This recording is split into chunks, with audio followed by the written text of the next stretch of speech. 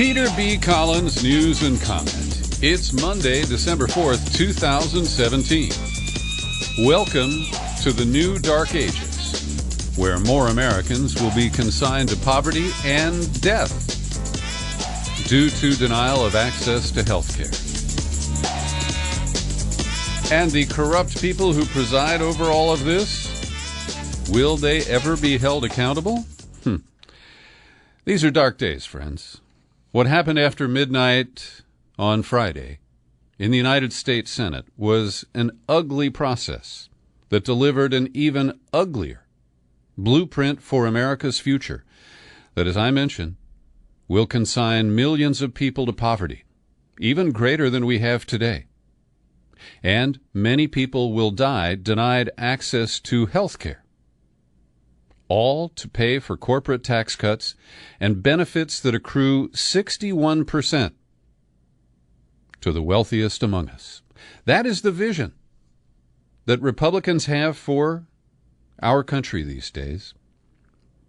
And it's about time we see some reaction from a passive population. The Democratic leadership, they went through the motions. They tried to shame the Republicans who cannot be shamed. They offered many amendments that were meaningless because the die was cast. And once the Republican leadership knew that they had the 51 votes, they wrote off the senator from Tennessee, the sole holdout, and they proceeded to just go to the trough for everyone else. Jeff Flake was bought off with some modifications and a vague promise to pursue relief for the DACA generation. Susan Collins of Maine was bought off with some modifications to health care issues that are promised down the road.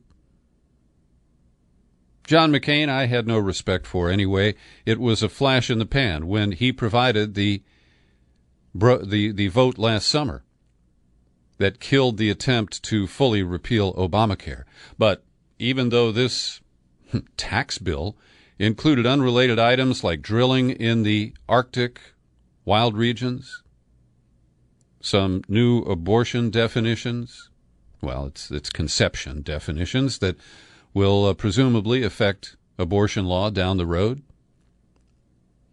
And John McCain didn't appear to mind that the Republican leadership at the last minute inserted a repeal of the Obamacare personal mandate, which undermines the individual health care markets, almost guarantees that health care insurance rates will go up. And so his moment of courage there was singular. And this is the picture that we have. And when you combine the developments on Friday, where former General and National Security Advisor to Trump, Mike Flynn, took a guilty plea on a single charge of lying to the FBI, and then you look at these Republicans. Will they eject Trump? Throw him out as disposable garbage?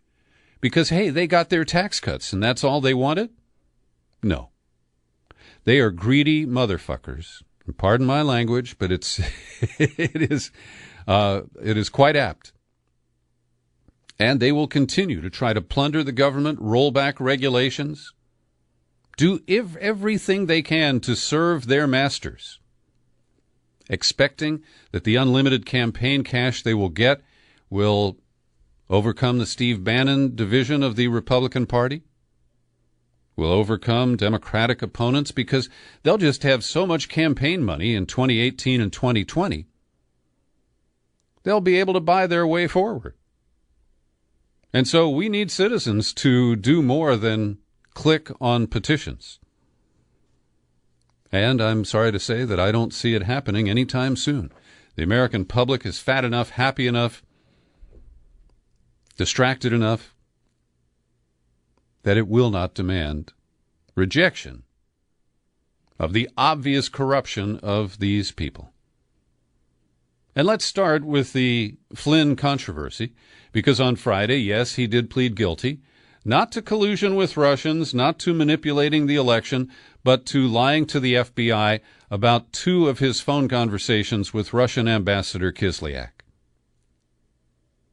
And what we now know is that it was to further, or it was in response to collusion, not with Russia, but with Israel and the extreme Netanyahu government. And I've got quite a bit of news about Israel and Palestine coming up later in the podcast. And over the weekend, Trump appeared to further incriminate himself in possible obstruction of justice claims. After he put out a tweet, then they claim that tweet, which was kind of self-incriminating to Trump, was written by his defense attorney, who promises never to tweet for the president again. That was John Dowd. He's taking the fall for that tweet. But Trump repeated similar comments as he headed for Chopper 1, what do we call the helicopter? For a trip to Utah, where he is going to remove protections for wilderness lands that Obama had imposed. That'll open the way for more resource extraction and more profiteering by the people who support the Republicans. Now, at least Trump gets the grammar right. A lot of people would just say, I feel bad for General Flynn. But Trump, who is challenged by the English language, at least gets this part right. He says, I feel badly for General Flynn. I feel very badly. He's led a very strong life. I feel very badly about it. I will say this, Hillary Clinton lied many times to the FBI, and nothing happened to her. Flynn lied, and it destroyed his life, and I think that's a shame. Now, I'm no defender of Hillary Clinton. I believe that the investigation into her email scandal was shelved by James Comey inappropriately. But we have no public evidence that she did lie to the FBI. I've never seen her statements to the FBI, which were not taken under oath anyway. Flynn knew he was being investigated, and he did lie.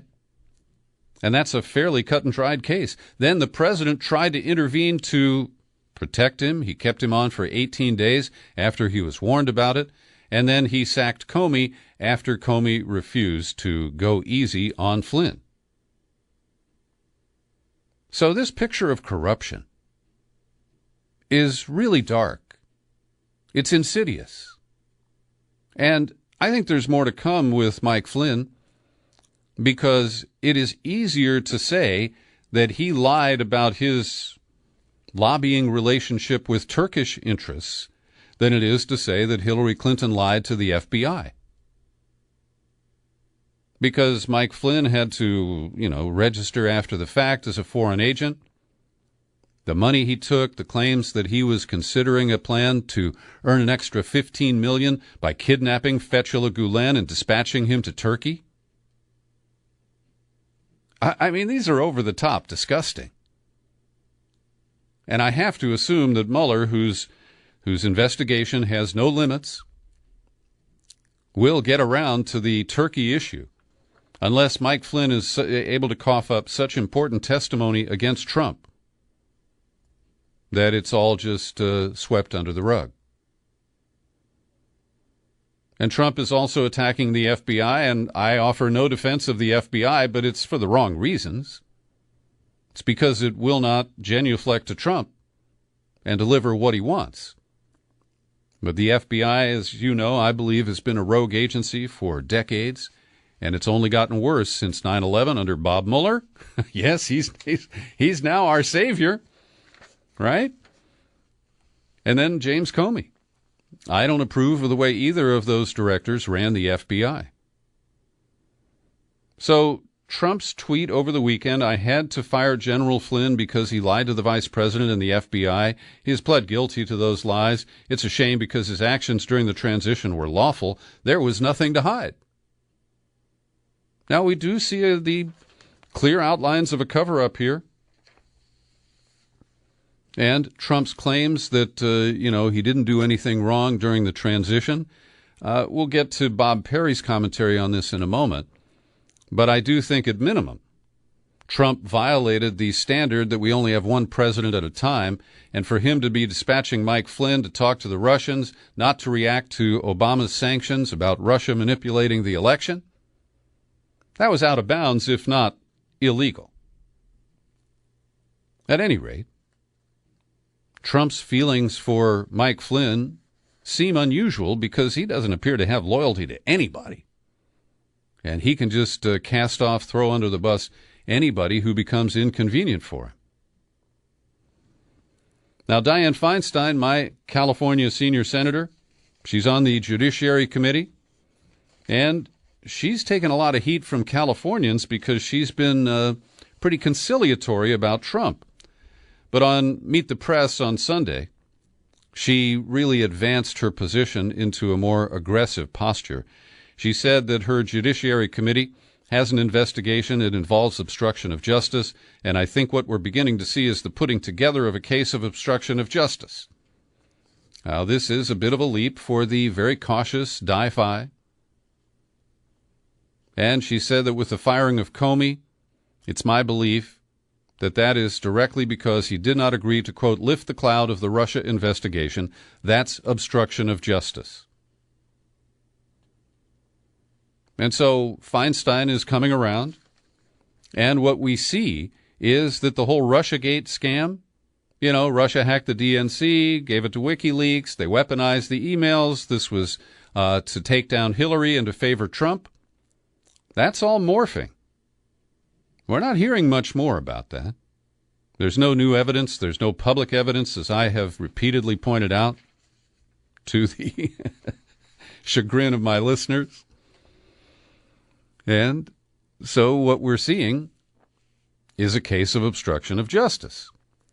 But Charlie Savage updated a piece that he published last summer at the New York Times today regarding the claims of obstruction of justice, what laws are in play here, and the claim from Trump's lawyer that the president, this is John Dowd again, the guy who mistweeted, he says that the president, as a matter of constitutional law, cannot violate obstruction of justice statutes because he is the chief executive of all these departments.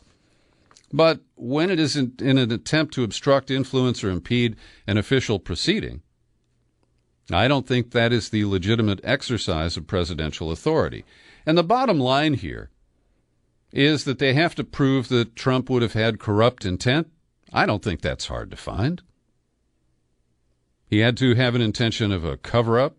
Well, that's pretty obvious. But where does this lead? Are we going to have a president indicted by a grand jury and then facing a trial? I doubt it. And will the Republicans, who embraced Trump for the tax cuts, for the expansion of the Defense Department budget, will they turn on their guy? Even though he shows no loyalty to them and frequently, beats them up in Twitter blasts. I don't see that coming. I'd love to be wrong about this. I'd love to see Republicans who are in control of both houses suddenly find their footing, find that the nation is in peril, and that they need to eject one of their own, such as he is one of their own.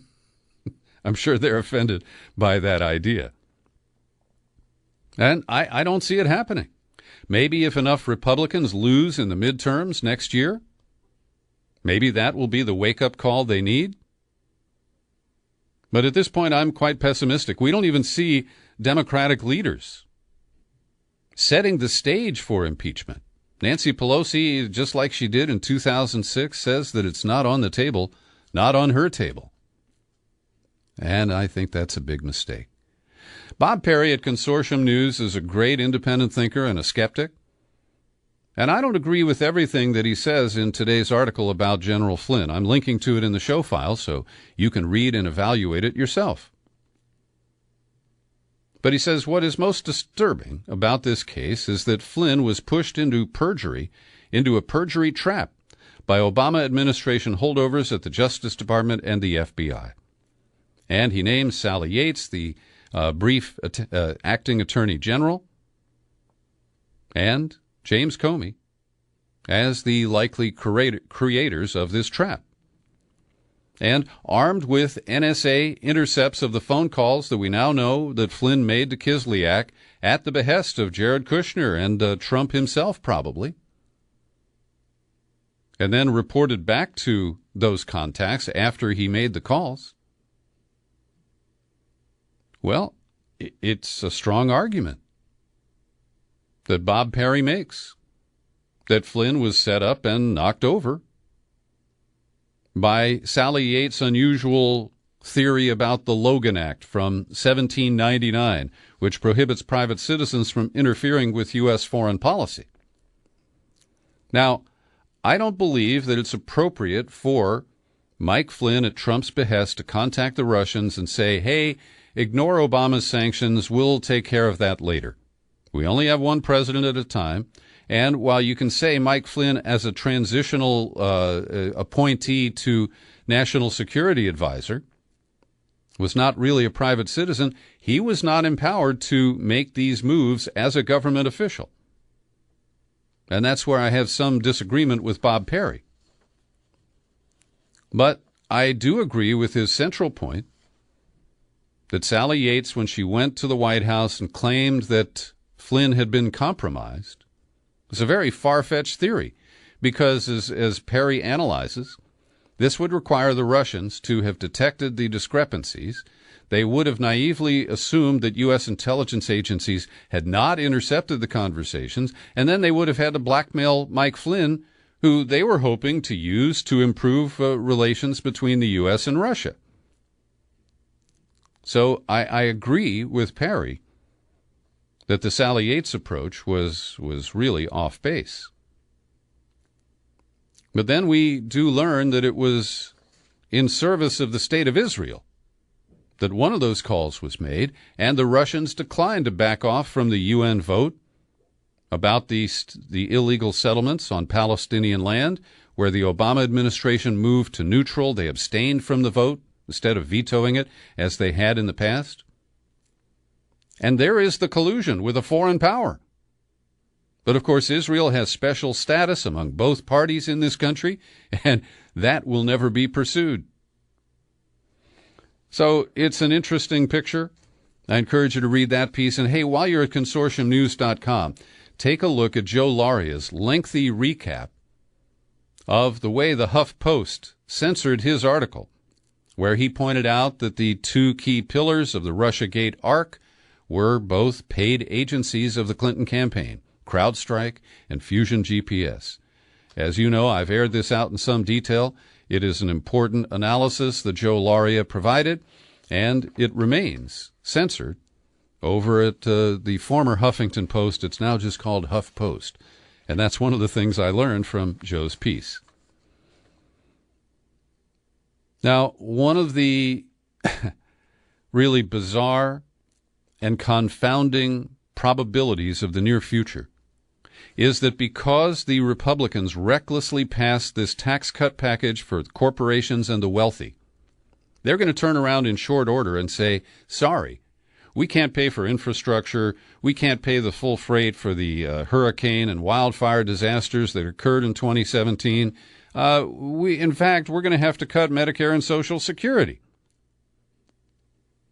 Now, everybody knows that these so-called entitlement programs are separate from the federal budget.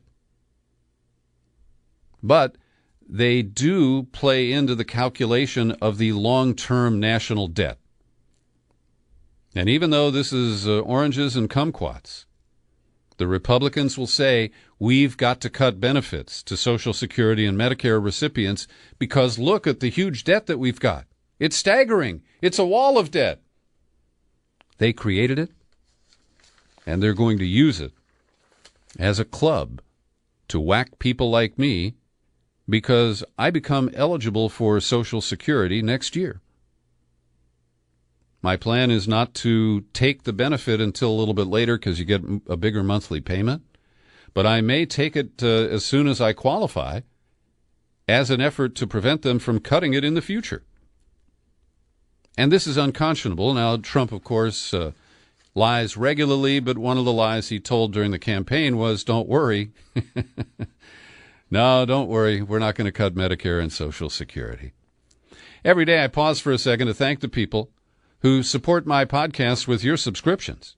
David Kaufman just took out a new annual subscription, and Imans Versnieks, I hope I pronounced your name correctly, just renewed an annual subscription. So did Glenn Richards.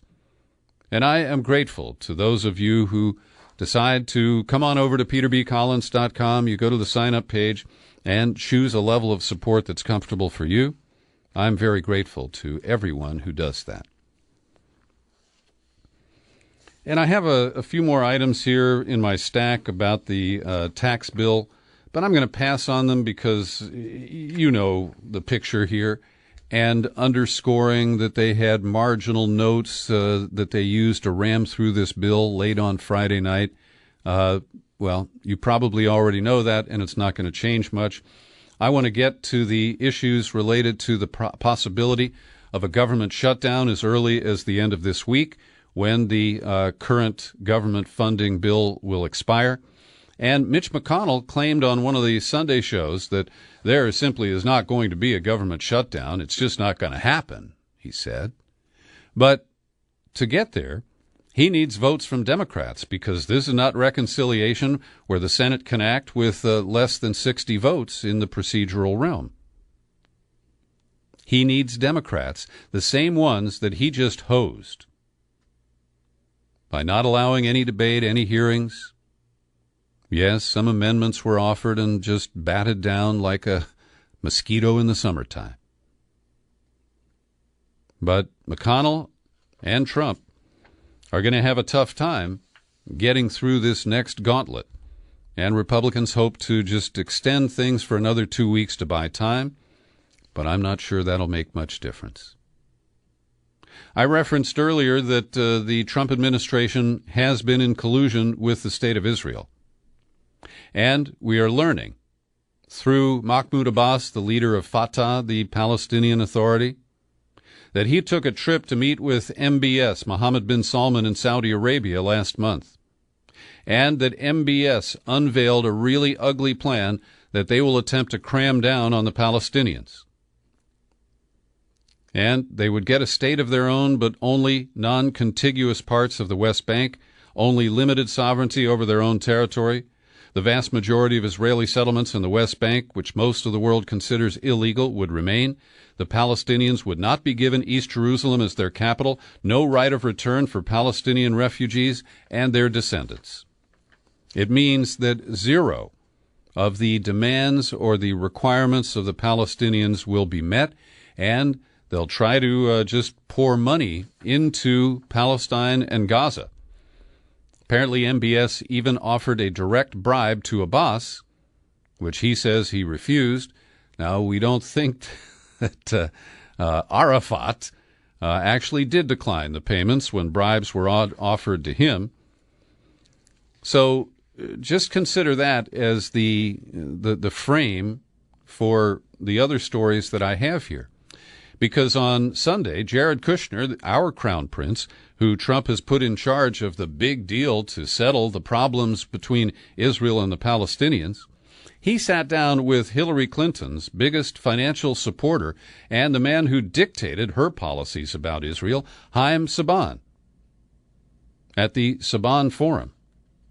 So Kushner was there for half an hour, and they said that it was a very empty discussion. He said things like this: you see a lot of reasons why this deal could go south very quickly, and there's a ton of distractions that come up. I am optimistic that there is a lot of hope for bringing a conclusion. What the hell does that mean? He's optimistic about hope? Well, but people who attended the forum, some expressed anger, saying he had insulted them with a substance-free performance. And Saban was polite enough not to really bring up the Mike Flynn collusion with Israel stuff because, that's okay. And this, of course, comes after Trump is expected today to sign another 6-month waiver of a plan to move the U.S. Embassy from Tel Aviv to Jerusalem. But in order to mollify his Zionist fans, he is going to announce that he recognizes Jerusalem as the capital of the State of Israel. And that, of course, coupled with the revelation of this Saudi peace cram-down plan, I think could lead to renewed outbursts from the captive Palestinian people. And here comes Ehud Barak, a hardline Zionist himself, former defense minister, former prime minister, and in an op-ed in Saturday's New York Times, he argues that we need to save Israel from its government. And I would infer that his true meaning, the subheadline would be, Save Zionism from Netanyahu. He says our country finds its very future, identity, and security severely threatened by the whims and illusions of the ultra-nationalist government of Prime Minister Netanyahu. In its more than 3 years in power, this government has been irrational, bordering on messianic. It is now increasingly clear where it's headed, creeping annexation of the West Bank aimed at precluding any permanent separation from the Palestinians. So this is pretty clear. Ehud Barak wants to continue the apartheid programs, but he would be more generous to the Palestinians than Netanyahu. But still, he wants a two-state. He does not want them to become part of the State of Israel. Now, I recognize this is an intractable debate, and I don't have a simple, pat answer about it. But he goes on here, the government realizes that carrying out its one-state plan must entail steps and practices that clash with Israeli and international law. And he worries that it could damage Israel's crucial relationship with American Jews.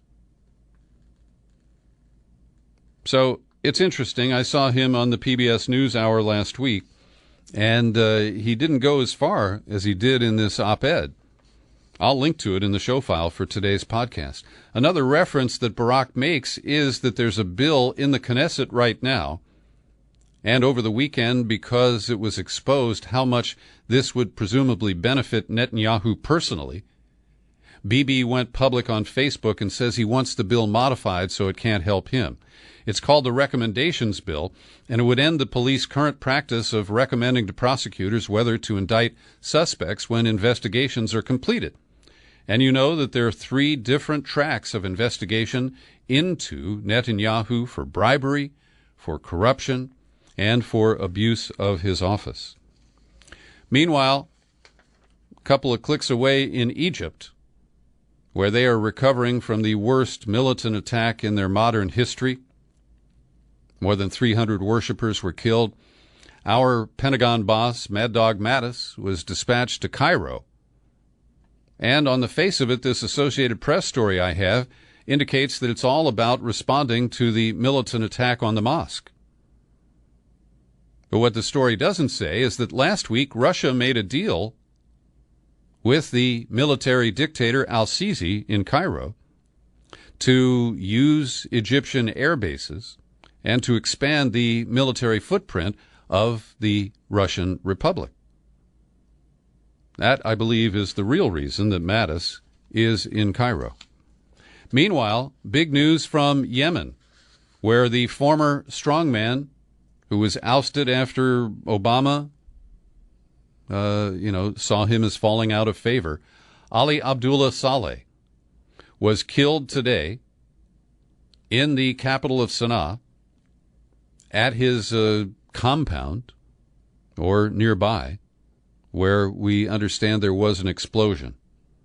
Now, the Houthi rebels are claiming credit for this because on Saturday, Saleh deserted them. He said he was switching sides again. And it's hard to know whether this death was retribution for that move or just something that was planned beyond the obvious provocation to the Houthis that occurred when Saleh made his announcement.